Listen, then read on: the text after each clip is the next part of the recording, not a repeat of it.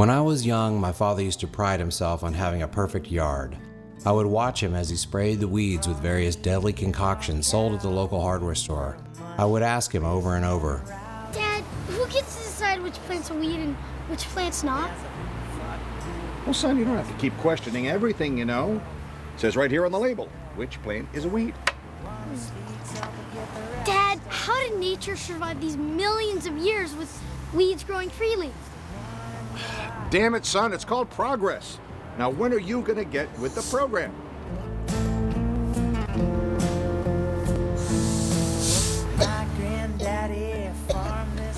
Dad, how does the spray know only to kill weeds and not to harm anything else? Well, son, if you'd ever bother to read the label, you'd see that these Monsanto scientists know what they're talking about. And I, for one, think it's marvelous that we live in this age of modern wonders where we can finally do something about this whole Mother Nature situation.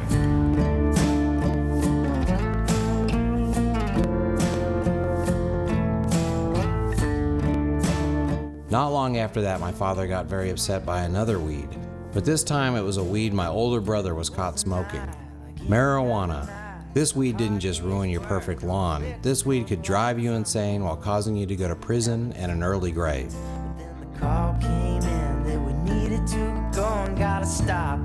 Now I looked up and admired both my father and older brother, but one of them was paying money for a chemical that killed weeds, while the other paid money to have weed.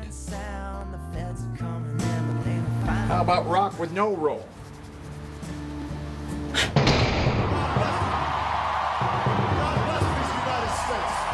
November 6, 2012. After millions of arrests and hundreds of thousands of nonviolent users sent to prison, a century of marijuana prohibition comes to a tiny partial end as Colorado and Washington State vote to legalize marijuana for simple recreational consumption. That means people can smoke it just for the fun of it. Meanwhile, people suffering with cancer in places like Texas and Florida are denied access for any type of use. The war on drugs has been an utter failure, and I think that we need to rethink and decriminalize our marijuana laws. In the first year that Obama was in the White House, he did pull back on the reins a bit, and that opened up a lot of running room for medical marijuana in America. More states began legalizing medical marijuana. States began adapting responsible regulations. But what happened is he stopped paying attention, and he appointed a drug czar who was not committed to reform. He reappointed the Bush nominee, renominated the Bush appointee of the DEA, Michelle Leonhardt. I mean, he basically put in place the same old troublemakers, the same old mindset, drug war mindset that had been there before. So the big question looms. Now that 2 states have totally legalized, how hard and how long will the federal government and those who profit from the prosecution of marijuana fight against the will of the voters? Once we can get it up to 26 or 27 states, that will allow us to then file a federal lawsuit to try to see if we can declare marijuana, or at least medical marijuana prohibition, to be illegal under the U.S. Constitution. Along with the landmark vote of 2 states allowing recreational use, Massachusetts became the 18th state to legalize marijuana for medical use. However, already established patients living in Montana were not so lucky. Most Americans agree that the war on drugs, this drug prohibition, is an abject failure of policy. There is no return on the investment of the $1 trillion we spent. Drugs are cheaper, stronger, readily available to our kids, and parents now, in my age, being 60, they've gone through this thing first as teenagers, and now they're parents, and even like I'm a grandparent. In Montana, a young couple receives what is undoubtedly any parent's worst nightmare. Mike and Callie Hyde learn that their 2-year-old son Cash has a stage 4 brain tumor. Cash is quickly rushed into surgery, followed by chemo and radiation, but after 40 days without eating, the doctors prepare the Hydes for the worst. In May of 2010, Cashy was diagnosed with a stage 4 brain tumor. We did open brain surgery on the 5th of May. The doctors confirmed with us that he had a malignant peanut brain tumor that was inoperable and that he needed high-dose chemo. Bone marrow transplants were his only chance of survival, and even then, it was an 80% chance that we weren't gonna be taking him home. All right, here's camper. Camp Cashy right there. Little slice of paradise. After pumping massive doses of chemo into Cashy's body, the doctors informed the Hydes that Cash has reached the end of the line. And they told us, they go, guys, Cashy's not going to make this. He just finished his 6th round of high-dose chemo. His body is so stressed from all of the chemo and drugs he's on, or was on, that he's going to have organ failure, he's going to have brain damage, and there's no way his body's ever going to rebuild his lungs. He's going to die. And he went to the ICU, they put him on life support, and we went through this 2-week roller coaster of his heart stopping from the drugs they were giving him in the ICU, to resuscitating him, to literally asking us, do you even want us to resuscitate him anymore? He's not going to make this. There's no way he's going to make this. He's going to have brain damage. He's going to have organ failure. Out of options and willing to try anything, the Hydes discover a man on the internet who had cured his own cancer with a modernized version of an extremely potent homemade cannabis oil. So that day, Callie and I started sneaking the oil into his G-tube, and they started weaning him off of all those drugs I named off. And over a course of 2 weeks, we literally pulled him off of all 8 of those medications. We had him sitting up in bed, eating again, laughing. He had a quality of life that wasn't possible on the drugs they were giving him. And the whole time, the nurses and the doctors were saying, God, this is just miraculous that Cash is doing so well. So as all these doctors are saying, God, we don't understand how he survived all of this. This don't make any sense to us. I pulled that patent out the government has on cannabis as a neuroprotectant antioxidant. As of October 2003, our government, represented by the Department of Health and Human Services, acquired an official patent titled Cannabinoids as Antioxidants and Neuroprotectants. Yet, even with this patent, the government claims that it can arrest nonviolent Americans for possessing and distributing a substance that could never be considered legitimate medicine. The fact that the federal government has a patent means that there's someone there that recognizes it has novelty, it has market value. In order to issue a patent, you have to demonstrate very important criteria. And he walked out of the ICU 7 days before Christmas. We were told he was a Christmas miracle and that he would be referenced to and talked about for years to come at the Huntsman Cancer Institute of America. That's when we sat there and we taught Cashy how to walk again, how to crawl, then how to walk again between the end of December going into January. End of January, we did our brain scans. They told us that we were cancer-free, that we were in remission, and that we could come back home to Montana. At that point in time, that's when I told the doctors that Cashy was a cannabis patient and that he had been on medical cannabis. That's why I believe that he survived the septic shock, the stroke, the pulmonary hemorrhaging. That's why we were able to get him off the nausea and pain drugs. And that's why Cashy was the Christmas miracle. That's when all the doctors there just literally shut up. They had nothing to say, and they didn't want to have any more comments. They basically locked up. They were like, what? All miracles aside, growing, processing, and possessing cannabis is still a federal offense, making it very difficult to not only obtain, but to keep a steady flow of the high dose amounts needed to treat cancer. And like most people in their situation, the Hydes found themselves relying on a single person. It's easier for these doctors to believe in miracles than it is for them to believe in cannabis. So it's like, oh, no, it's not the cannabis, it's the prayers, man. And I'm like, well, you're a doctor and you're telling me that this scientific research and all this information has no weight and now it's just a miracle? Well, I believe in miracles, I believe in prayers, but I believe in numbers. And at the end of the day, it adds up. You know what I mean? It just all adds up. All right, Cashy, you ready? Feeling like they had all witnessed a miracle, the hospital staff gathered to bid a happy farewell to Cashy as he heads back home cancer-free. Happy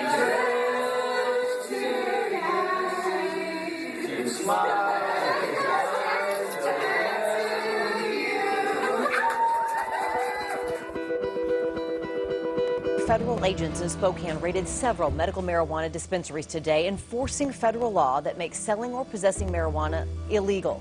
But for some families, that drug is a godsend in treating a variety of diseases. 2-year-old Cash Hyde was diagnosed last year with a stage 4 brain tumor. He nearly died more times than his family can count. and was miserable from the high-dose chemo coursing through his tiny body until his dad turned to a controversial place and gave cannabis to his young son. The Missoula Sheriff's Department and County Prosecutor Andrew Paul came in and they took all of my caregiver's grow, who was growing our medicine for us, and they confiscated all of it. They didn't write him any tickets, and basically they took all of our medicine. So we had no way of taking care of Cashy because the Missoula Sheriff's Department and County Prosecutor, in their opinion, medical cannabis wasn't valid. Oh, one more kiss for Mama?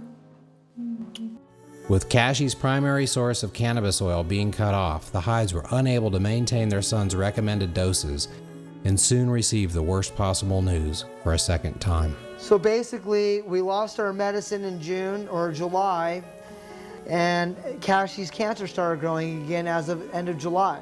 We didn't know about it because we did 3-month scans, so we didn't even know Cashy's cancer was back until October of 2011. We went in for his 3-month checkup, and his tumor was 2.5 centimeters, and we were already looking at stage 4 cancer. The last few days has been like just a total flashback of last year, just seeing everything that's going down. Cashy got really sick, as you guys already know. We got lost him last week, so. It wasn't good. It was a second time reoccurring brain tumor, and the numbers weren't good at all. We decided to come home and try and fight it with a natural diet and using cannabis oil, but we couldn't find very much cannabis oil, and we were only able to get him up to like 400 milligrams a day. Canadian Rick Simpson has become an underground legend for tweaking a 1,000-year-old recipe for cannabis oil and using it to cure his own cancer.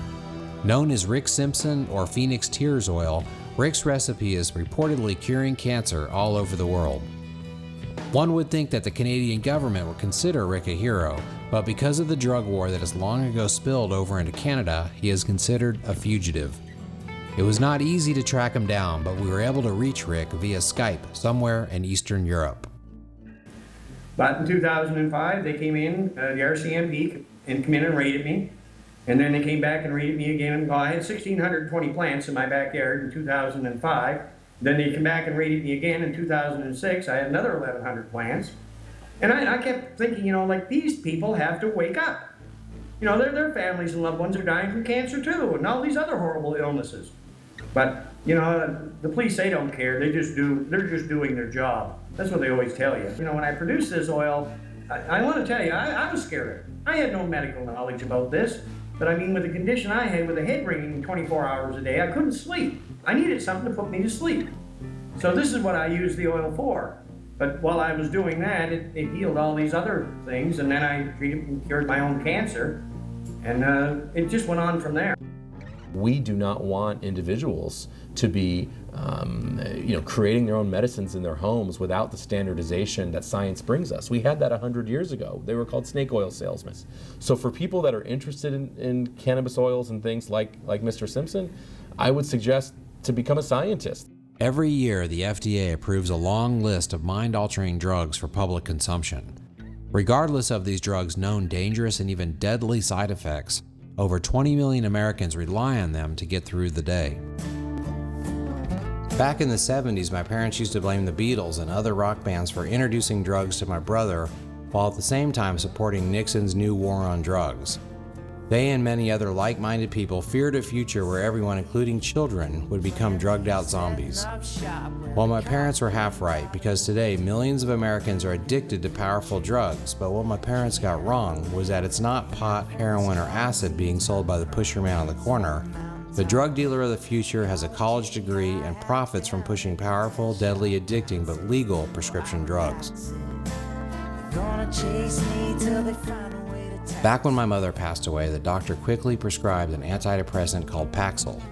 Now, in my life, I've tried acid, ecstasy, and mushrooms, but nothing could have prepared me for the powerful, mind-altering experience of Paxil. It was as if I had invisible fishhooks in my mouth, forcing me to smile against my will. Last year, 1 in 20 people reported abusing prescription drugs. Some of the polled were as young as 12 years old. Every year, children younger and younger are being diagnosed with attention deficit, post-traumatic stress, depression, anxiety, and an endless list of new ailments that generate billions of dollars for the pharmaceutical and other health-related corporations.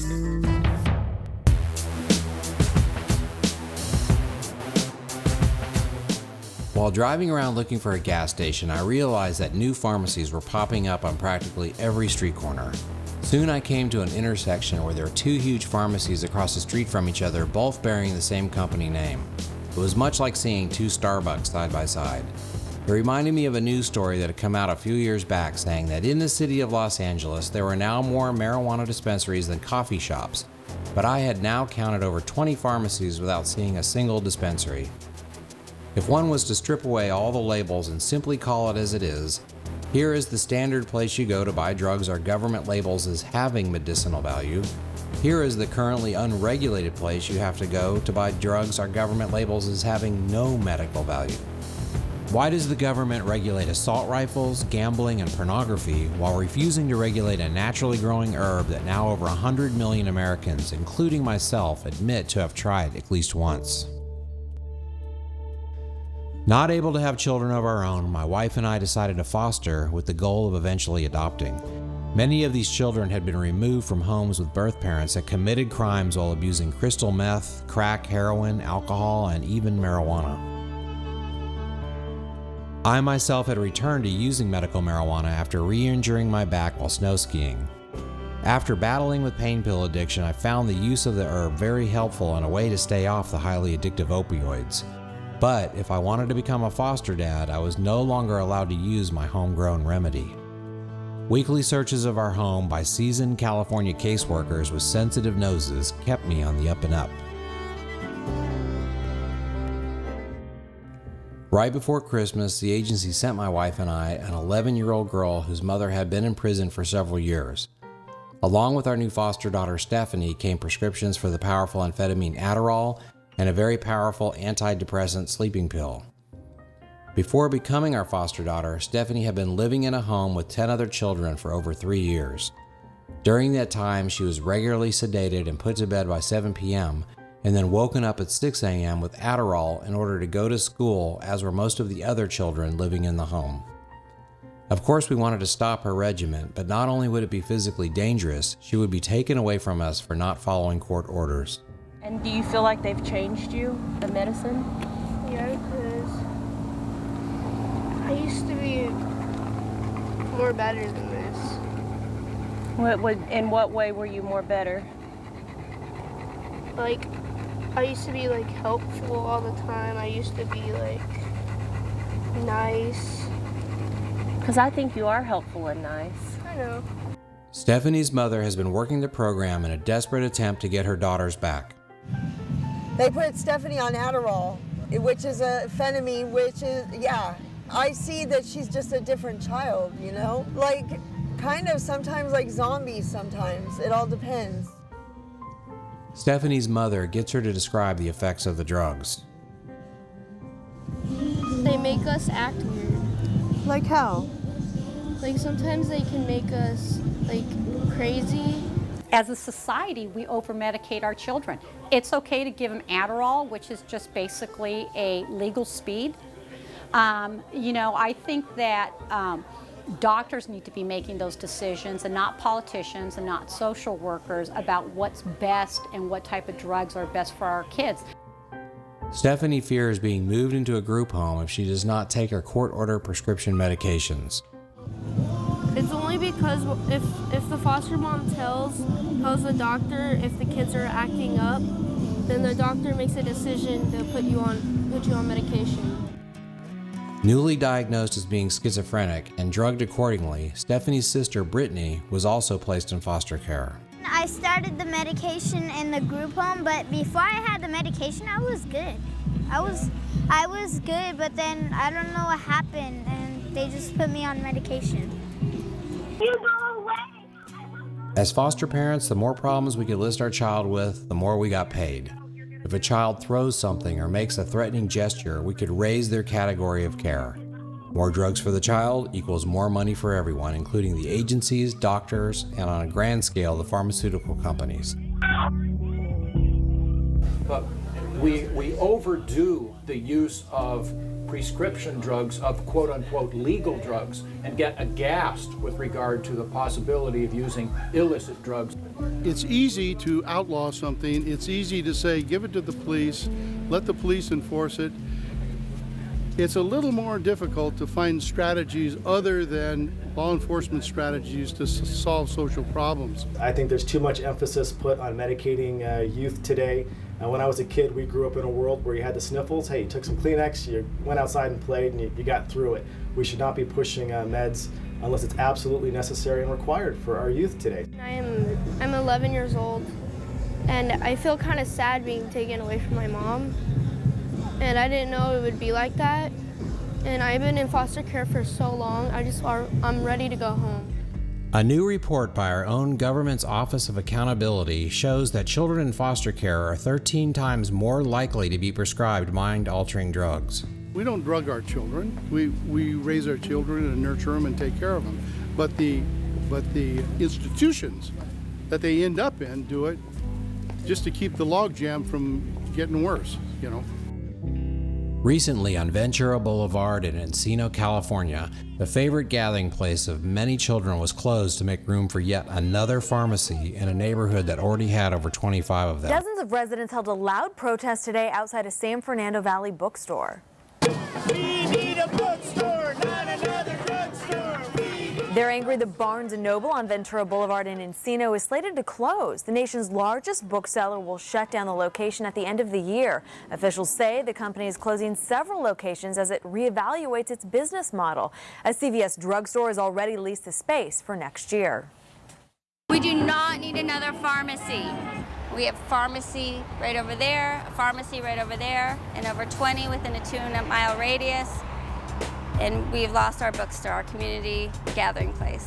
We live in a market-driven economy. People vote with their wallets, and in Los Angeles it appears that people have less time for books and more need for drugs. One would think that the same basic principles apply to everything in a free economy. Not only polling, but simple economics of supply and demand prove time and time again that there is a massive market for safe, regulated medical marijuana. And yet, while the country teeters on financial disaster, our tax dollars continue funding policies that appear detrimental to the nation's recovery. The LA City Council has voted to ban medical marijuana dispensaries. Watching Los Angeles news, it's almost impossible for even a week to go by without a marijuana-related headline. Too much pot, too many dispensaries, total ban on dispensaries, dispensaries too close to schools, dispensaries too close to other dispensaries, City Council deciding the fate of all pot smokers. For marijuana users, LA has transformed from cannabis heaven into a pot purgatory. This is messing up and destroying our neighborhoods. One thing is obvious, stories about marijuana must be generating revenues for the media. No jail for pot! They're demonstrating in California to keep medical marijuana legal. No jail for pot! DEA, go away! In downtown LA, former deputy chief for the Los Angeles Police Department, Steve Downey, addresses a group of protesters directly in front of the DEA's heavily fortified office. Steve is one of a growing number of retired officers who once backed President Nixon's drug war, but have had their hearts and minds open, many due to having a loved one need cannabis on their deathbed. I was a commander who led the war on drugs in the city of Los Angeles after Nixon announced war on drugs in 1971. Since that time, I have come to see that the damage that prohibition has brought to our communities, to our young people, and I'm here to do something about it.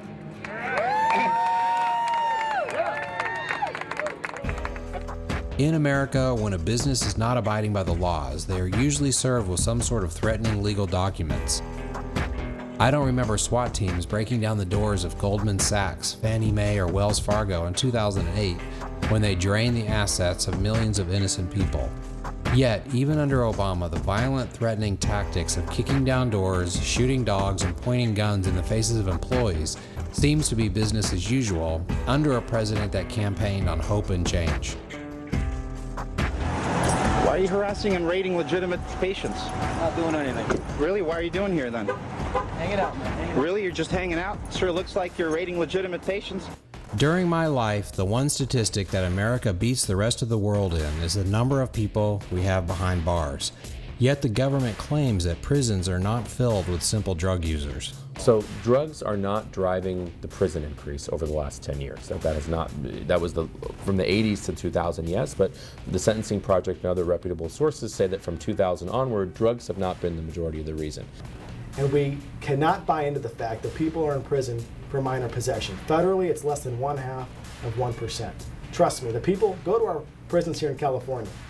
Tattooed head to toe, gangbangers, part of the Mexican Mafia, Erie Brotherhood, Black Guerrilla family, connecting, who would cause a lot of harm to you and I if let out. Well, if no one's in prison for possession, why do we arrest 860,000 Americans a year if we're not putting them in prison? Why are we arresting them? Just to extract the money out of them? As far as I'm concerned, prohibition is welfare for law enforcement. With decades of victims, it's no surprise that many intelligent, powerful, and influential people have dedicated their lives' work to bringing an end to the drug war.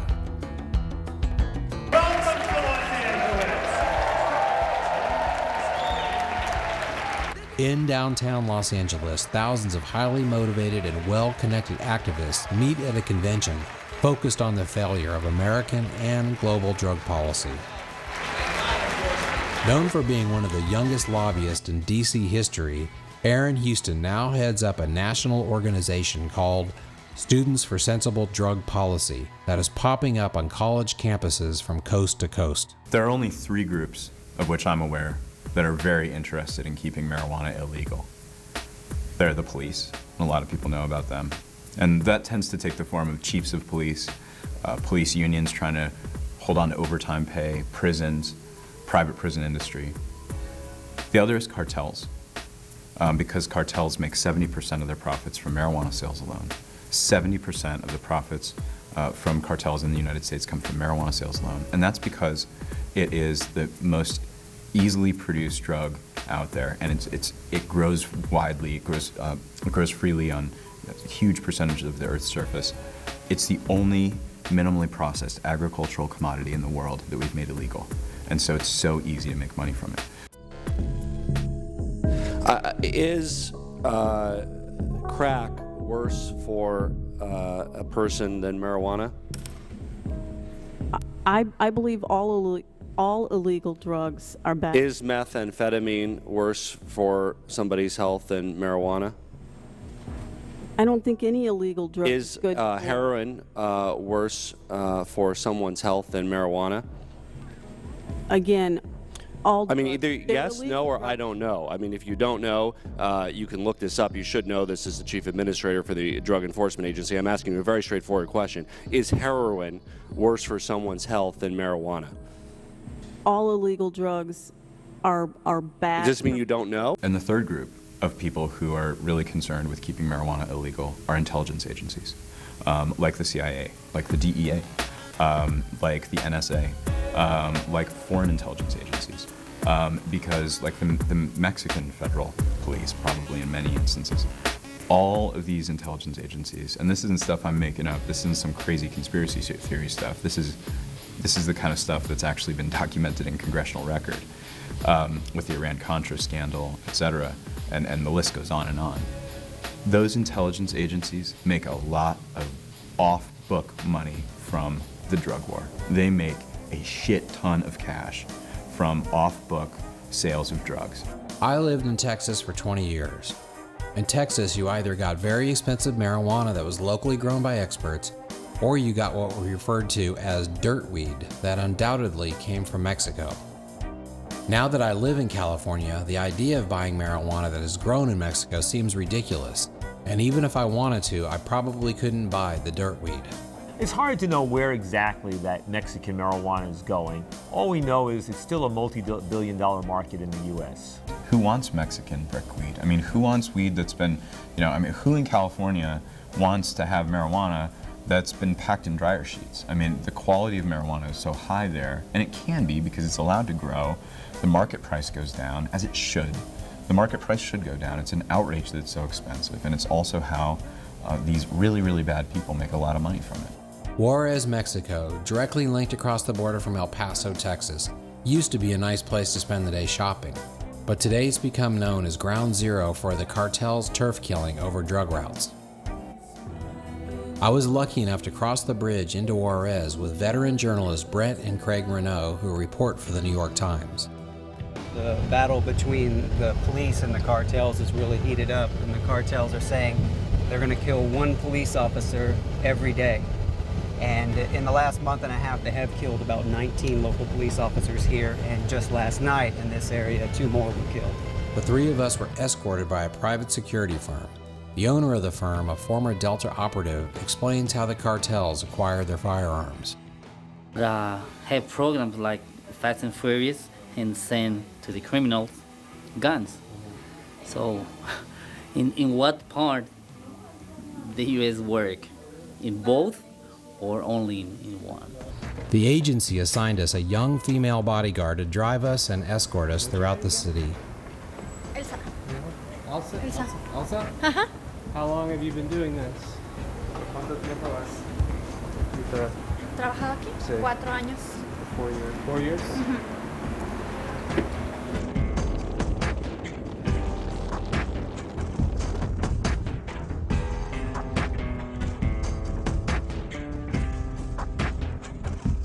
We were taken to a neighborhood that could only be described as the end of the road. I myself have been to many poverty-stricken places, but this neighborhood, for lack of a better term, named Colonio Panfilo Dantera, sits on top of what used to be the Juarez Municipal Garbage Dump. The powerful odor, toxic dust, and flying trash was unbearable for me, but inescapable for the inhabitants who mostly live in cardboard boxes and cinder block cubicles. Yeah, we're probably about 5 minutes from the border with El Paso, Texas right now, and this is one of the poorest, one of the most dangerous neighborhoods in the city. And really you have a perfect storm of circumstances what's happening in Juarez right now. You've got the drug routes to the United States, which pose the opportunity for unlimited profits. You got also have an unlimited number of young, poor people from the countryside who are willing to come here and work and to kill for the cartels for just a small amount of money. And then on top of that, you have a corrupt police force that is totally incapable of controlling the situation. And all those things, 3 things together, really what you have is a devastated community. And the people of Juarez are the people who really suffer the most. Ruth Rodriguez, whose son was just arrested and put in prison, has the mutual respect of all the occupants of a neighborhood used to recruit cartel members. An ultimate mother's nightmare, Ruth tells me that while her son has been in jail, the cartels have been making him job offers. If he wants to be with them, they will give them a motorcycle even when he gets out. So I told him, well, you don't need nothing, mijo, you have everything at home. The brutally poor circumstances of Juarez make many of the children perfect marks for cartel recruitment. If you don't want to go into the cartel, they won't force you. They like for you to go by yourself, because if they force you, you can go and tell the police and they will help you sometimes. But if you go by yourself, they will ask you to do anything and you will do it. We're not gonna have a 60-year-old people, because all the 20s are gone now. Most of the killing in Mexico, the 40,000 people that have died in the last 5 years, are a direct result of different cartels fighting for control of the transit zone to move that valuable product to market being the United States of America. And they're no different than FedEx or UPS or anyone else. They're good businessmen, and they're going to get it through the cheapest way they can, pay off the least amount of people they have to, so it increases their profit margin on the other end. Former cartel pilot Greg Yoakum talks about a flight path known as Gringo Pass that would allow certain drug shipments into the United States without detection. I was hired again by the Serrano cartel not to fly drugs into the U.S., but to land in Narco, Mexico, where they told me that there was 2 uniformed Border Patrol agents that were going to drive cocaine across the border. Hundreds of millions of our tax dollars every year are spent on 12 tethered blimps named the Aerostat radar system run by our Air Force. These Zeppelins are designed to detect everything coming across the Mexican border. Greg tells of a route used by drug-running pilots known as Gringo Pass, in which certain loads being run by insiders and informants are given routes and transponder numbers that allow undetected passage. It's far away from everybody. And I guess it's not really on the map as Gringo Pass. It's just something that, you know, we all knew about. But why did they call it Gringo Pass? Because a lot of gringos were carrying drugs through there. Right. That was it. And there were multiple state and federal agents. I mean, DEA, a narcotics strike force, Pima County Sheriff's Department, Tucson Police Department. I mean, everybody was, Four Corners Narcotics Strike Force. They got all these bullshit agencies. It's amazing that I can remember this many. And they give you a transponder number to squawk that's a little off the norm. And so when ATC, Air Traffic Control, sees you going across the border, they go, oh, that guy's with the cops, you know? And they call off everybody, and they let us go. And that's how a lot of drugs came in. Like the 800 and almost 50 pounds of cocaine that I flew turned into 750 pounds. And I asked the guy that was in charge of the cops, what happened to that 100 pounds? And somebody told me, he said, oh, that's leakage. Leakage? And he says, yeah. What we do is we take a little bit off the top, you know, we can sell it and arrest the guys, or we can sell it and see where it goes, you know, and track it. Like I said, walk, kind of like Fast and Furious. Same thing. So 52,000 people have lost their lives for nothing. And I think it's a great illustration that the more vigorously the forces of drug law enforcement are deployed in the war against drugs, the more violence there will be. At the Juarez newspaper El Dario headquarters, journalist Lucy Sosa fearlessly reports on the daily cartel violence. Banners hanging on the outside of the building pay homage to Lucy's predecessors, whose lives were taken by the cartels for getting too close to their business. And some people are making so much money, and other people are just the victims. No nada más los carteles ganan dinero, ¿no? También las fábricas de armas, Estados Unidos. It's not just the cartels that are making money. It's also the people who sell weapons from the United States that are making a lot of money. So until the politicians are sincere about stopping this problem, it will never change. And there's now Mexican gangs that are operating in a couple hundred cities in the US because it's a massive marijuana distribution network. As a clear indication of how the money is flowing, there is an obvious disproportionate number of new banks popping up on the US side of the Mexican border. The money laundering stretched across the world. HSBC's Mexico unit shipped $7 billion in cash to the bank's U.S. affiliate. Law enforcement officials say the only way to account for that much money is if it was drug money. Wells Fargo has admitted in court that Wachovia failed to report suspected money laundering by narcotics traffickers. They control almost the entire illegal drug market. Everybody knows this, and we all know that we can get rid of them with the stroke of a pen. Few other industries have attempted to regulate themselves as heavily as the medical marijuana industry, and at the forefront is Dan Rush, who heads up the Medical Marijuana Labor Union. There's 1 million cannabis transactions that go on in California every day. It's insane that we're not getting the tax money off of that, and it's insane that we're allowing that to go on without keeping an eye on it. Lack of transparency is the leading reason the DEA uses to conduct raids on dispensaries. Some dispensaries may serve as 50 or so truly in-need patients a day, while other dispensaries have lines around the block. Designed by a former dispensary owner, a new technology bridges this gap and governs the quantities a dispensary can sell. The federal government does not condone this industry. They simply tolerate it as long as people aren't willfully profiteering. These dispensaries are supposed to be non-profit entities, and by keeping the dosages low, like my machine does, by limiting amounts dispensed, by making sure the right person is at the machine through fingerprint recognition. Well, the government's created this Wild West environment that we're in right now because they don't want to regulate it, but the lack of regulations just leaves an open door for people who aren't good players to sort of slip in and start cannabis businesses. In order to tear down the wall between federal and state laws, it helps to examine how different states have dealt with alcohol. You know, every state does it differently. At the Costco where I live in Maryland, you can't buy beer at the Costco. If you go across the river in Virginia, you can buy beer at a Costco. So every state regulates and sells alcohol differently. And this is what we need: 50 laboratories, 50 places for people to find best practice and what works best for their state. The state of Arizona, for instance, if somebody gets amounts through our technology, the state would automatically know exactly what's been transacted. Now, in states like California, we don't have those kind of regulations, which is why I invented the machine as a self-regulating tool for these dispensary operators. Are we going the FDA route of high pharmacy?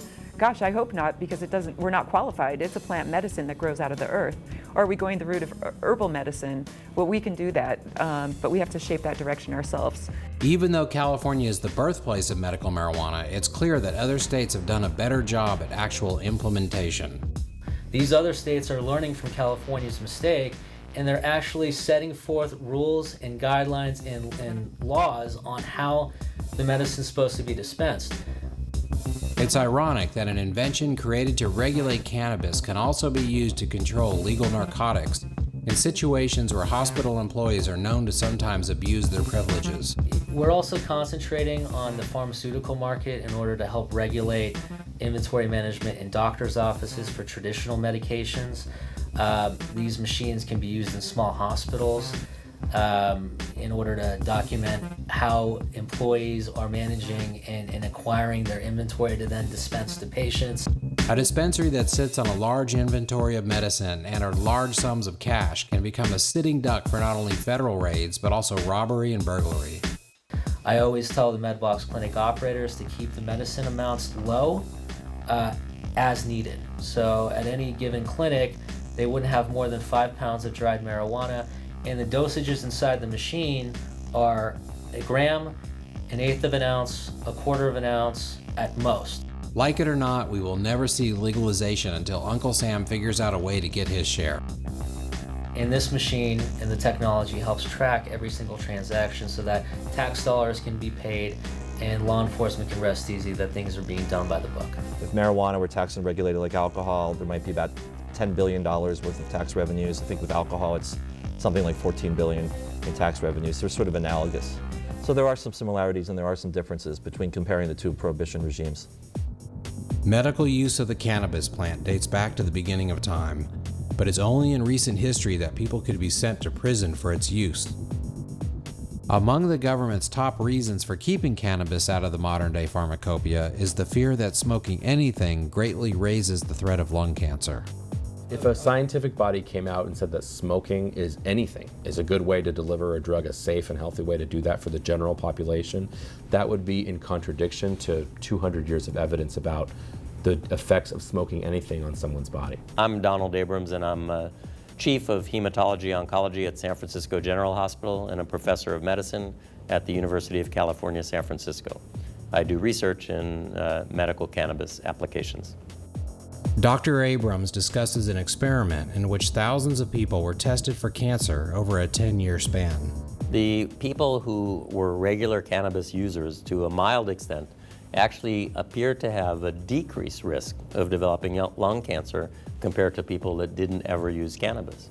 And it was sort of astounding. It wasn't statistically significant, but it was definitely a trend. And people say, well, how could this possibly be? And I think cannabis is a medicine that is anti-inflammatory, antioxidant, and probably has some direct activity against cancer cells. So if marijuana cures cancer, you've got my signature right there next to it. Absolutely. If it cures cancer, I would be an absolute fool to be called a so-called drug warrior to look at a compound that can cure cancer. I would push everywhere I could to make sure that we looked at that to cure cancer. Absolutely, without a doubt. Does cannabis really have an anti-cancer effect? I mean, we've seen the work of Tashkin, we've seen the data from the Kaiser cohort. There was an animal study that the National Toxicology Program did as well, where they fed mice and rats increasing dosages of THC via a tube in their stomach, and found at the end of 2 years that the animals that got the highest dosages actually had fewer tumors, both benign and malignant, and lived longer. Well, you know, in the early 1900s, John D. Rockefeller got together with his rich friends, and they started all these medical foundations, and they took over the medical schools. And all they taught the doctors that were being trained is allopathic medicine, medicine from chemicals and poisons. And of course, they owned the chemical plants, and what a great way to sell their products. So they brainwashed the public and all these doctors into believing that this was the way to go. When in reality, the only thing that actually heals, is empiric medicine, medicine from plants. And old John D. Rockefeller himself, as I understand it, he lived to be almost 100 years old, and he wouldn't even take his own medicine. Well, what he took was empiric medicine, medicine from plants. But they didn't mind, selling the chemicals to us, did they? In Colorado Springs, a 63-year-old leukemia patient named Robert Kraus stands trial for growing the 75 plants that were needed for making his own oil. And patients can't afford this. They can't afford the $5,000 or $10,000 a month that it's going to take in raw product to be able to manufacture this oil. It's not possible. Only about 100 years ago, cannabis oil derivatives were a main staple in every doctor's kit. It was used for pain, headaches, menstrual cramps, as an anti-inflammatory, and even an antibiotic. Back then, people did not really understand how the cannabis plant with its 60-plus cannabinoids and wide array of compounds worked. All they cared about were the results, and the fact that it was completely safe from the dangerous side effects caused by other drugs such as opioids or cocaine. Ironically, today it's Western medicine's inability to understand the natural synthesis of cannabinoids produced by the plant that has allowed the opposition to keep it classified as being dangerous with no medical benefits. The pharmaceutical company and the way that they operate, it has to be a molecule, no more than 5 molecules, in fact, to make up a drug to get approved through the FDA. Cannabis absolutely does not qualify. I think the pharmaceutical company figured out, well, this extremely popular plant medicine that everybody could grow in their backyard is not available for us to make profit at this time. At the University of Colorado, a renowned college professor takes his years of research public as he sets out to create a way of mass-producing the cannabis oil so that it's safe, consistent, strong, and pure enough to kill cancer cells. Curing cancer remains the holy grail of all medicine. In this country and the rest of the world, treatment is big business, with over $1 trillion spent per year on cancer therapies. Most people are touched in a very negative way by cancer, by arthritis, by pain, by all of the things that are currently supporting the big pharma industry as it exists, and people are sick of it. People don't want to take 20, 30 pills a day and have bad results when they can take a little cannabis and have good results. And we will make that demand. In order to facilitate clinical trials and regulatory submissions to the FDA, Cannabis Science has brought on board a former Assistant Surgeon General, a former executive from the FDA, and a former head of research and development of a major pharmaceutical company, whom conducted over 400 successful clinical studies. While many pharmaceutical companies are busy patenting single synthetic cannabinoids based on the cannabis plant, Cannabis Science is working to bring natural derivatives from the organically grown plant into the modern-day pharmacopoeia. And probably the most important thing Cannabis Science is doing as we progress through the FDA path is to continue with the education, spread the underlying foundation that I've described regarding the nature of life, the nature of health, and the unique role that cannabinoids play in it. And people will demand the change, and the change will happen. Until now, marijuana patients have been forced to rely on various unreliable sources with agendas and conflicting information on how to treat themselves at a critical and fragile juncture in their lives. The more people learn that they can, for example, cure skin cancer topically without surgery, the more people will demand it. Why should something that's so relatively inexpensive compared to conventional treatments not be available to people? This is jobs, this is helping patients, and that's what Cannabis Science really is about. Our goal is to help the world heal patient by patient in the science of the endocannabinoid system. If we engage our patients as partners and allow, and I use the term intentionally, allow their input, and we must, and we should as physicians. Absolutely. Now we have this, the opportunity to say, well, the side effects of this are going to be this. You end up constipated, and you may have, if you take too many of these, they're going to kill you, or they'll certainly make you. This, on the other hand, will be equally efficacious, and you're not going to have a problem with it, and it isn't going to kill you. So which one do you want to use? and of course, if you give a patient the opportunity to to involve him or herself in the process, now you have a partnership, and that's what a doctor-patient relationship is. It's not me dictating, it's the patient it's not only not you engaging. dictating, it's not the drug company that educated you Dictating, precisely. We have this interesting balance occurring as maturation of individuals fulfill their kind of cannabis destiny, whether or not they produce enough to be open-minded or closed-minded. And if you look historically at the nature of mankind, we've been ruled by people quite clearly that are what I would call unhigh people. In early 2011, federal agencies swept the remaining dispensaries in Montana that had survived the initial raids and shut them all down. It was at this time the Hydes were forced to head west for one of the country's few proton radiation facilities. We basically put all of our belongings that we had in the car that we needed. And, you know, that's fighting cancer really teaches you that none of this stuff matters. The house, none of it matters, man. All we needed was a gym bag of clothes, our juicer, and we loaded Cashy up and Colton up, and we hit the road. Our friends washed our pets for us, and we took off to California. Montana is a very interesting case because actually it has been affirmed now in their Supreme Court that the state law does not supersede federal law. And the Montana case is also an interesting case because there's this huge backlash resulting in what happened when they passed medical marijuana. And this is the problem with these initiatives. People vote for these initiatives in good conscience. They vote thinking this is about the sick and dying. They vote thinking this is about, could be about themselves or their ailing parents. Due to the law change, so we need to get where the medicine and the good produce is. Sunny state of California, here we come. We started proton radiation, and we had hopes of finding an oil maker down there that could help us get enough oil to at least keep Cashy off of the nausea and pain medications for proton radiation, hopefully work as an anti-cancer and a neuroprotectant to keep the damage from the radiation to a minimum. And so when we got to California, we had our consultation. That's when the doctor told us, like, hey guys, like the chances that this tumor is going to shrink is like slim to none.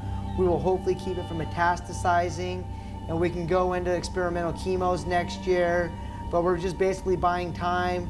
You guys are fighting a reoccurring peanut brain tumor, and the numbers aren't good, and we just want you guys to be realistic that we're not going to be able to shrink this tumor. I'm just hoping for a miracle, you know. I'm hoping for an angel to come to me tonight and tell me something that I need to know that I don't know. Because 7 months ago I thought I had it all figured out, and now I feel like I don't know shit. I feel like I don't know anything. I feel lost. Lost in Southern California. And so from our history from the first year, I knew that they would start out with Ativan and Zofran, and I knew that that stuff doesn't work, and that's when they just start stacking on the cocktail. And so I told them, I go, well, we're not going to use Ativan or Zofran. The stuff's scary bad, it's dangerous, it didn't work on them last year. We're going to take care of our nausea and pain control on our own end, and we'll go from there. And they were like, okay, fine. The Hydes work in tandem to make sure that someone is by Cashy's side at all times. You gotta switch out every 24 hours, or every 12 hours really. But basically every other day, one of us will stay the night. And so last night was Callie's night, the night before that was mine. Here she is coming out. Cashy's mom, Callie, is a registered nurse, and although some say it's not necessary, she always insists that the oil be sterilized at a professional laboratory. Daddy's got coffee. She looks really good today. Mike shares one of the many regrettable situations that Cashy and many other children with cancer commonly endure. They weren't even gonna try to remove his infected port till Sunday. I had to actually tell them that they were stupid. So every day they had to pull this patch off of his chest, and they had to pull the gauze stuck into the wound hole that was in him. Now that's fighting cancer with the American Cancer Society. That's fighting cancer with the pediatric oncology floors. This is the answer that all of our prosecutors, sheriffs, police officers, governors, this is what they say to be the best way for our kids right here. I say bullshit. That's torture, man. Have you ever seen a person who had cancer and used marijuana to help them eat or to alleviate their condition of somebody suffering from terminal cancer? No, I have not. And if you had, and I have, and seen that it helps them with their appetite and makes them smile, would you agree that it has some benefit to society for somebody who's dying and that marijuana is the only thing that makes him eat and makes him smile? Is there not an efficacious situation there? I think that's between him and his doctor.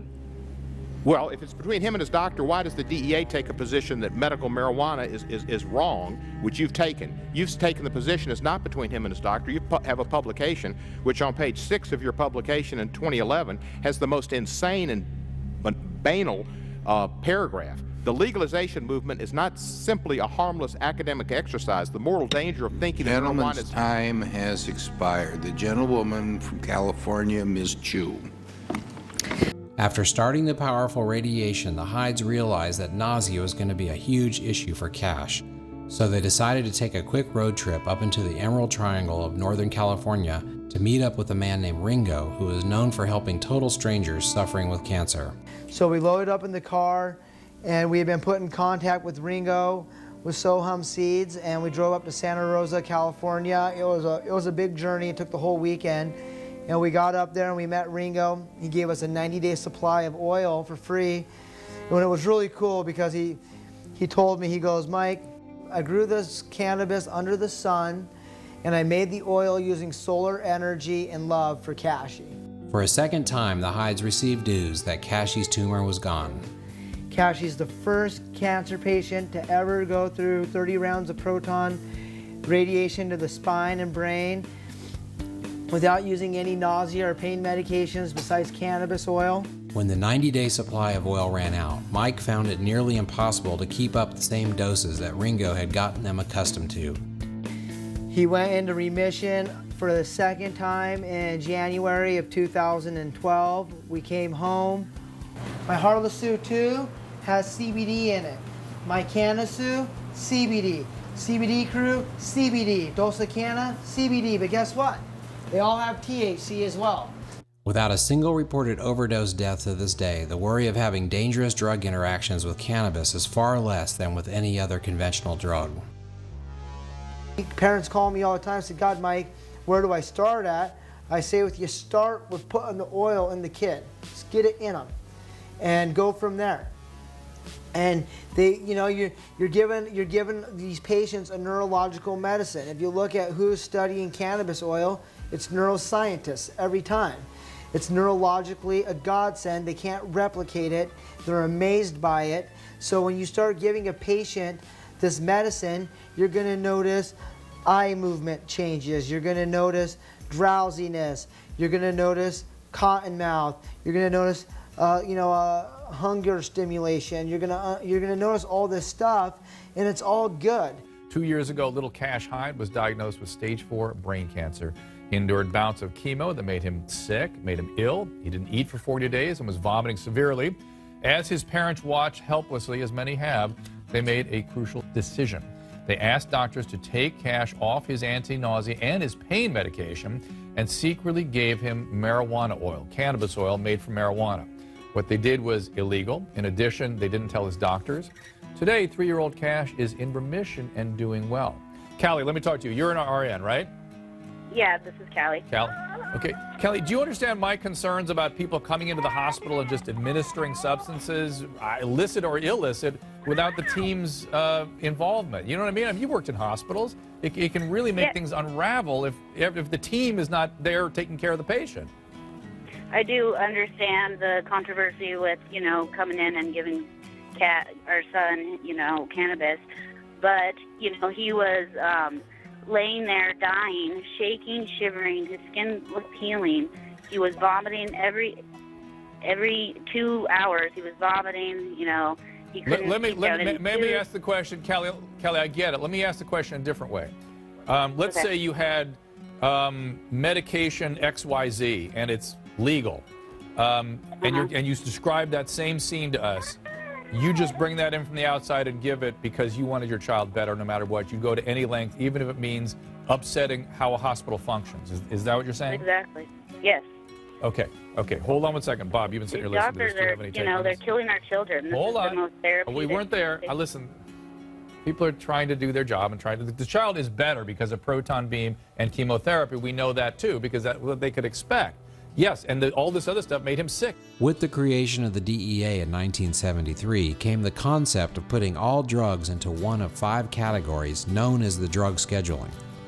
At this time, cannabis was categorized into the most dangerous category, Schedule 1, alongside of commonly agreed upon scourge drugs such as PCP, crystal meth, and crack cocaine. A bunch of us who were sort of, cannabis thought leaders suggested that instead of rescheduling cannabis to Schedule 2, for example, or Schedule 3, which is what dronabinol is, which is basically the delta-9 THC, that it just shouldn't be scheduled at all. And it should be sold as a botanical, just like echinacea or feverfew or saw palmetto, because of its risk-benefit ratio. Many years ago, when marijuana was labeled as a dangerous drug, unknowledgeable zealots also labeled the plant's non-psychoactive cousin, hemp, as being dangerous. 5th-generation soap maker David Bronner, who runs the very successful Dr. Bronner Soap Company, is forced to buy huge amounts of hemp oil from Canadian farmers in order to manufacture products that are legal to sell in the United States. So while American companies can buy and sell hemp-based products, American farmers are not allowed to grow hemp, and as a result are losing an immensely profitable market to other countries such as Canada and China. I mean, what does it tell you when one of the most repressive governments on earth is getting behind hemp, putting millions of dollars behind it, has an ambitious plan to employ 2 million farmers and workers in the hemp industry, and to use hemp to help lift impoverished farmers out of poverty throughout China. And they're processing hemp fiber into not only textiles and clothing. They're the largest supplier of hemp clothing in the world. So the Chinese are just they're just light years ahead. While our government is systematically trying to destroy our industry, is getting in the way at every turn, our efforts to do the R&D that we've lost 80 years basically to the drug war. There's a global hemp renaissance going on, and the United States is being shut out of it. And Obama is been a huge disappointment. We thought with Obama we'd finally have a rational drug policy, at least with regard to cannabis. While the U.S. economy struggles along, it's interesting to note that America is the only industrialized nation on earth that does not allow farmers to grow hemp. As a form of protest, the very unassuming heir of the Dr. Bronner Soap Company locks himself into a steel cage with living hemp plants directly in front of the White House.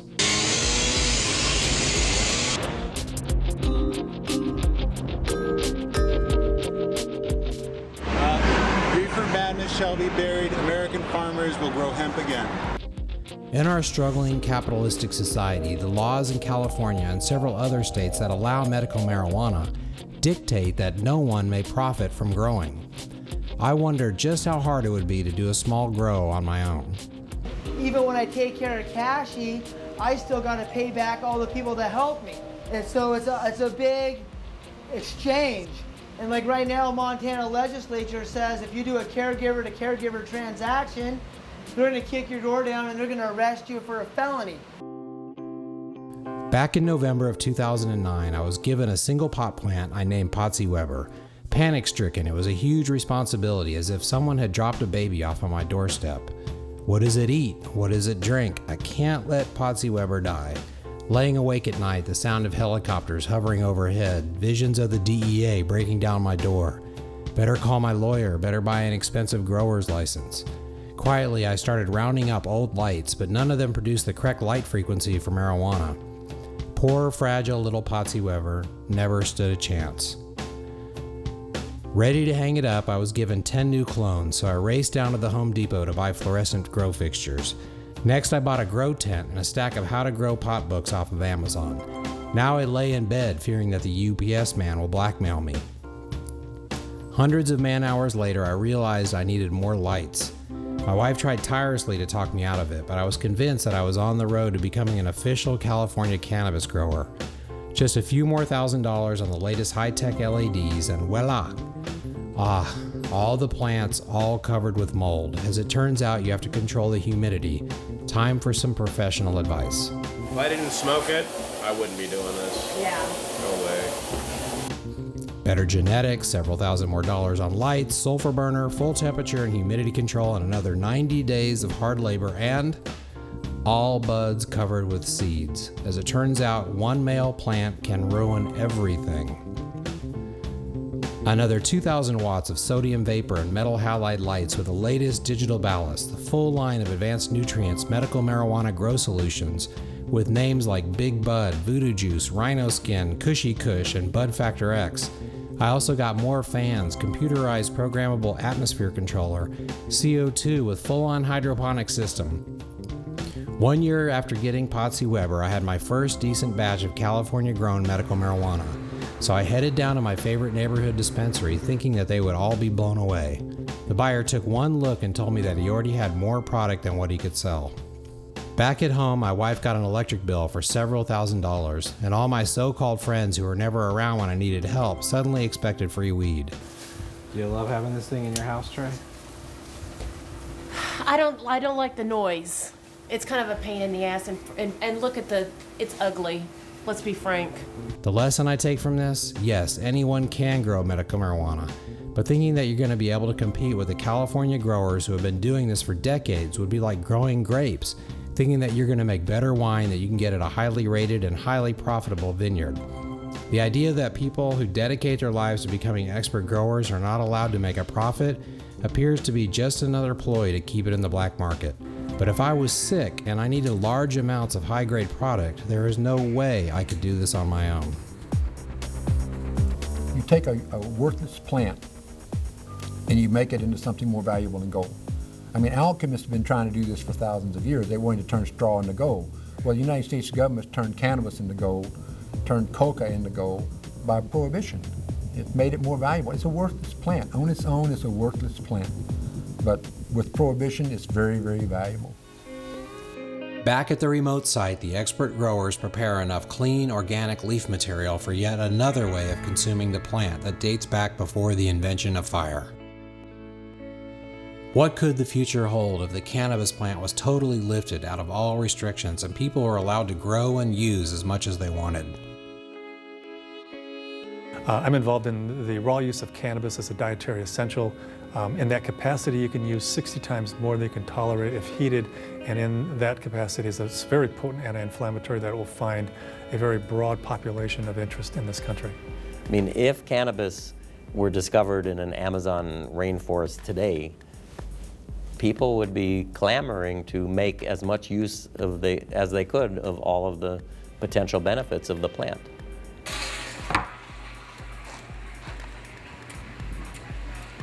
5 years ago, I wouldn't prescribe cannabis for a fellow I went to medical school with because I was such a skeptic. And now it's real clear to me that cannabis, it's a vegetable. It's not psychoactive until humans alter it chemically. No other animal alters it. So the whole psychoactive thing is a human aspect of the plant that has nothing to do with the 34 million years of evolution that the plant has. My name is Kristen Piskuski, and I went from being bedridden and on over 40 medications a day to control my health problems, to being a mother, to being healthy, happy, and vital, thanks to using green leaf that I juice on a daily basis. CBD is a molecule that's coming out of the shadows from THC. It doesn't produce that psychoactive. The majority of my patients don't want to get high at 8 o'clock in the morning and be high all day long. But a lot of them do have arthritis, car accidents, autoimmune disorders, rheumatoid, and they start out their day in pain, and they're in pain most of the day long. And so they're looking for relief but clarity, and that's what these eating the plant raw. And that's, you not only need CBD. CBD is a non-psychoactive, whether it's CBD acid, which is how it's found in the raw plant, or CBD, which is what happens after you cook it or heat it or steep it or turn it into tea or something. But THC acid is the real tricky molecule in the raw plant, totally non-psychoactive, phenomenally beneficial as a molecule. Once it's heated, it turns into THC, and then the tolerable dose drops from hundreds of milligrams a day to 10. And with 10 milligrams, you stimulate the CB1 receptor, you get that psychoactive effect, either dysphoria or euphoria, but you walk away from 99% of the benefits of this plant, which are bone remodeling, intestinal function, neural function, inflammation control, cancer, precancerous detection. I've had 16 surgical procedures, and I'm resistant to most antibiotics and have chronic infections. And I can't take a lot of Western medicine drugs because of the allergies that I have. This plant can do phenomenal things, but not if you're taking 10 milligrams rather than the 600 milligrams that the FDA is currently approving as an investigative new drug. And I moved to California to be able to use cannabis legally, but I still didn't have the type of healing that I anticipated with smoked and heated cannabis.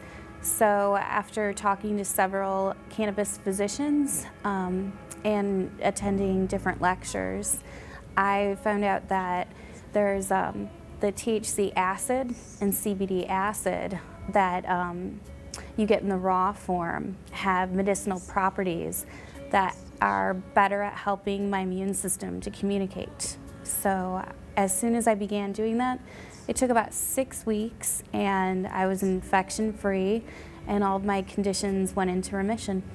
They pick the whole plant, strip the leaf and flower, juice that. Good indication that the roots are also useful. Stalk is a little fibrous, can bind up a lot of juicers and ruin the juicer because it's just so strong.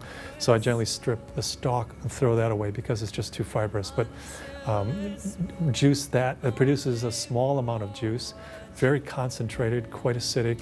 Yeah, that has to be diluted. You can dilute it with fresh vegetable juice, fruit juice, or something that you buy off the shelf. The only time I've needed antibiotics in the last 4 years is when I was unable to do the juicing regime because I was overseas. Once the world knows that it's a vegetable, that's all it is.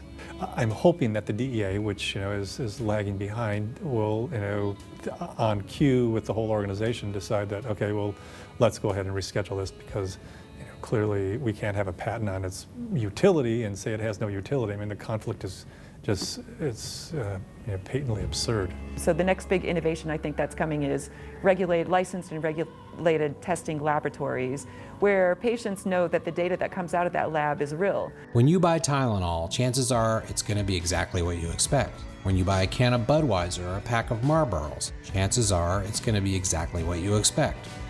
Probably the single biggest problem in legalizing a drug that anyone can grow is that the consumer will never really know what he is getting. I surely wouldn't walk into a pharmacy, put all the different aspirin bottles or Robitussin bottles up and choose by, wouldn't pour out the Robitussin, the little dishes, and choose by the color and what it would smell like. I'm going to take a look at the package. I'm going to take a look and say, which one of these is going to be better for my stuffed up nose? Which one of these is going to be better for my cough?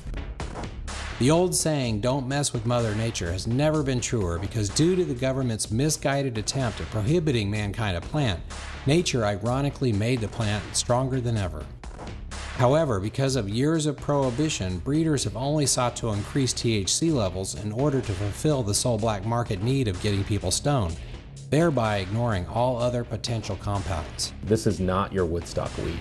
The marijuana of today is between 5 and 6 times or more potent than the marijuana of maybe my parents' generation. We're still trying to figure out why more people are going to treatment. Non-criminal justice referrals to treatment. In other words, on their own, themselves or their family member told a counselor that the reason they are in treatment is because of marijuana. I mean, I work at San Francisco General for 30 years, and every day I admit patients who are ravaged by abusive substances.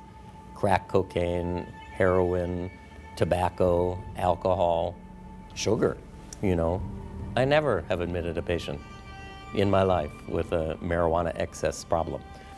What science clearly shows, and what most people certainly know who use cannabis, is that you take enough to achieve a certain level and not more. It's not like cocaine where you just keep doing it because you become a fiend.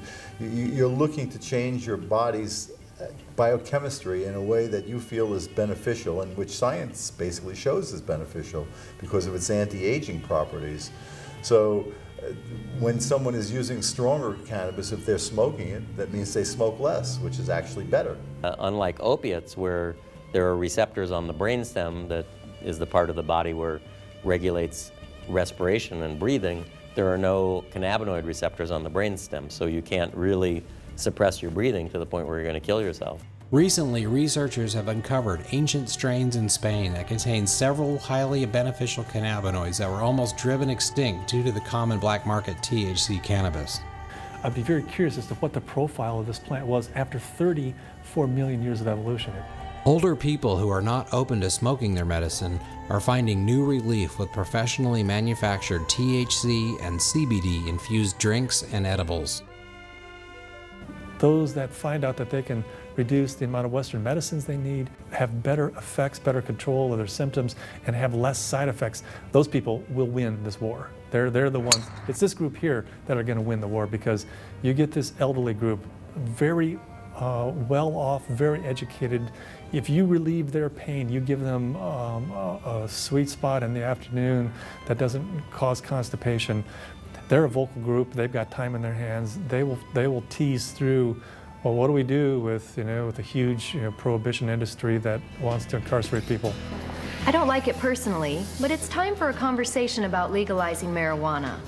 Today, it's almost impossible to go 3 clicks on Facebook without running into yet another pro-weed page. I don't think that it's wise to think that legalization is inevitable. It's not inevitable. We're at a tipping point right now, but a tipping point doesn't mean you're guaranteed victory. A tipping point means it could tip in either direction. What we saw in the 1970s, where more people were using marijuana, the polling was increasing, some states were decriminalizing marijuana. Everyone in the 1970s was saying, oh my God, marijuana is going to be legal soon. And now here we are. If we want to have an honest discussion about the benefits of certain cannabinoids that are in marijuana, let's do that. But let's not have the dope heads around the table train wrecking that conversation, because quite honestly, we're not going to give in to that crowd. You all that want to legalize or talk about the cannabinoids, let's have a fair discussion. But don't bring the nuts to the table because they hurt your cause. Today, many people in the legalization movement have expressed extreme disappointment in Obama over what they see as broken promises. Rhetoric sounds better, but the reality is that I think there are just as many raids being conducted today as there was with Bush. The threats are still there. Former Republican and then Libertarian presidential candidate Gary Johnson is widely known as the 2-term governor of New Mexico who waited till his 2nd term to attempt the decriminalization of drugs.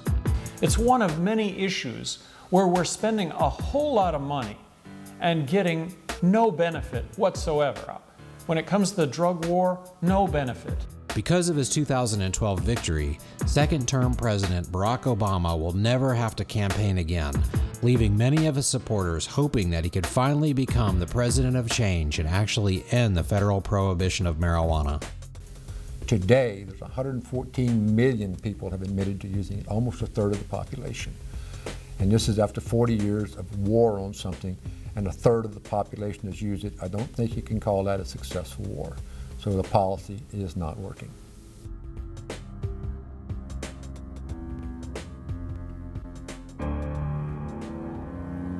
Thinking that Cash was cancer-free, along with the hardships related to keeping a high-dose oil regimen going, the Hydes reduced Cash's dose from a cancer-fighting 1,000 milligrams per day to an appetite-stimulating 400 milligrams per day. Several months into the lower dose regimen, they received test results showing that the tumor had come back a 3rd time. I know it's a great medicine. I've watched it work. Is it the cure to cancer? I don't know. I think with the right dose, with the right medicine, you could do wonders. Callie Hyde has been a registered nurse for over a decade and has a very realistic grasp on the situation that tears many families apart. When we first heard about it, when we first found out he had cancer, his tumor was 4.5 centimeters big. So his eyes were popping out. Like if it would have grown much more, we didn't have the time frame to just only treat him with cannabis, and we didn't know Well, the thing about it was not only did we not have the time frame, we didn't have the amount of oil that Rick Simpson even talks about available. So like even though it was like a hope that you could treat cancer with cannabis oil, there wasn't any cannabis oil available. Back in Montana, the Hyde family decides to no longer pursue the Western treatments of chemo and radiation, while offering help through the Cash Hyde Foundation to other families in the same predicament. Doing everything we can as a family to keep Cashy alive, and a lot of it's very controversial, and it's put the whole family at risk. Basically, you know, Big Brother knows that at any time the cops could come here and arrest us. I've already told them, hey man, any night, you know, the FBI or the DEA or the Sheriff's Department, they could kick down our door, they'll throw a flashbang through your window. If that happens, don't be afraid. Just know that it's gonna be okay. Don't worry about it.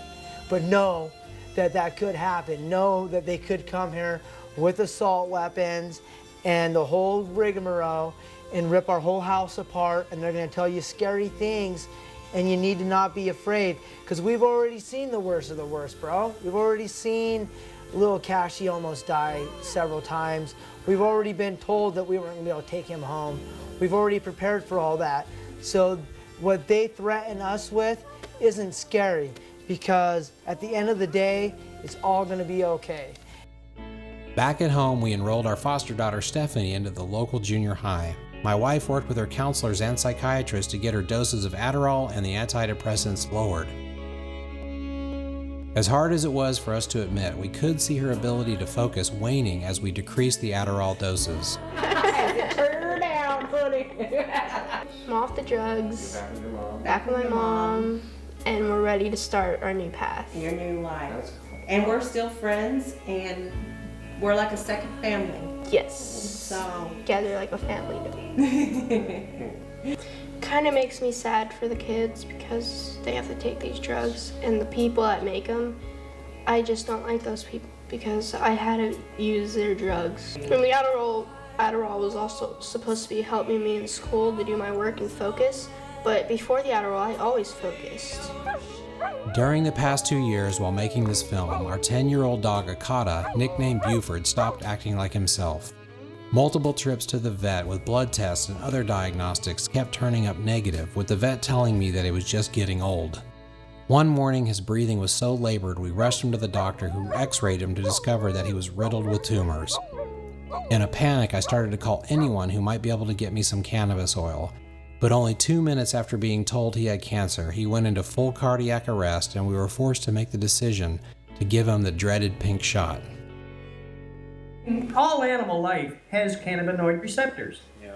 And I've treated dogs back in Canada many times. Yeah. And usually you can cure a dog of terminal cancer usually within a week to a week and a half, because their metabolism is so much quicker than a human's. They heal very quickly.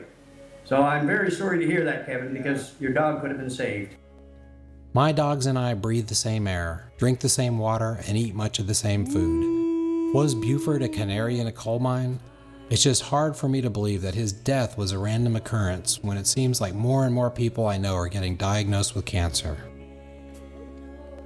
Back in the 60s, my older brother became schizophrenic. Blaming his use of marijuana was an easy scapegoat for a condition that modern medicine to this day still does not understand. I like the story about cannabis causes schizophrenia because a lot of young people who use it go on to be schizophrenics. And what we're really understanding now is that young people who are pre-schizophrenic find that use of cannabis helps control and regulate their thought processes. So it's actually that they're self-medicating. And maybe they're preventing themselves from needing, expensive antipsychotics. For millions of years, every living creature's survival depended on the instinct to naturally self-medicate when threatened by injury or disease. But all those years of evolution have been disrupted with our modern industrial age of quick fixes. After winning World War II and surviving the Cold War, my parents' generation had no reason to question anything if the government labeled it as being dangerous. Back in the 70s, we would play in the fog created by the mosquito trucks that sprayed DDT through our neighborhood. Not even for a moment did my parents dream it could be harmful. After all, as proud tax-paying Americans, the government always had our backs. But times have changed. Maybe it's the internet, the financial crash, endless wars, soaring cancer rates, or maybe people are getting smarter and realizing that true freedom only exists with the fundamental human right to consume anything as long as it does not hurt or disrupt the freedom of others.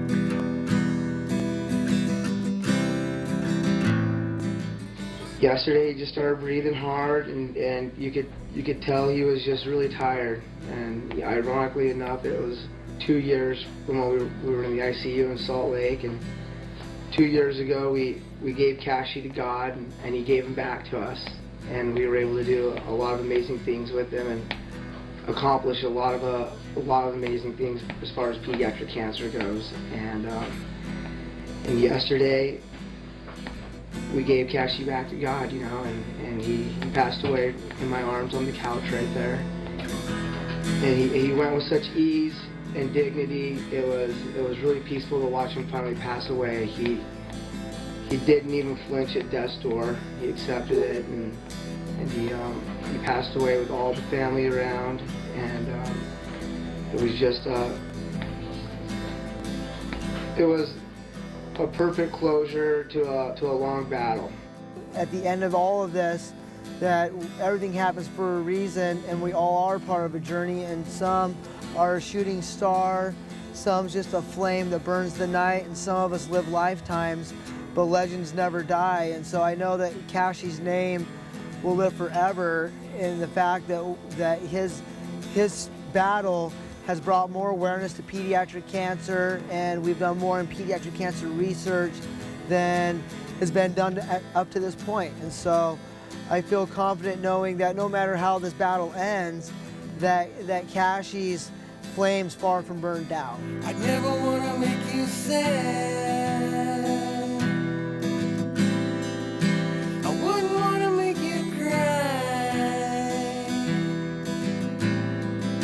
Give everything I have, not to have to say goodbye to you. Heaven must need angels to take you away.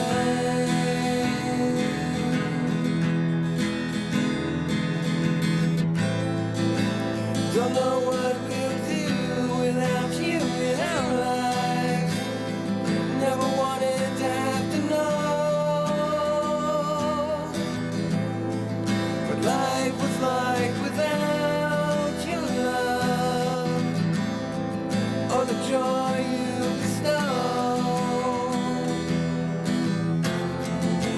Heaven must need angels to take you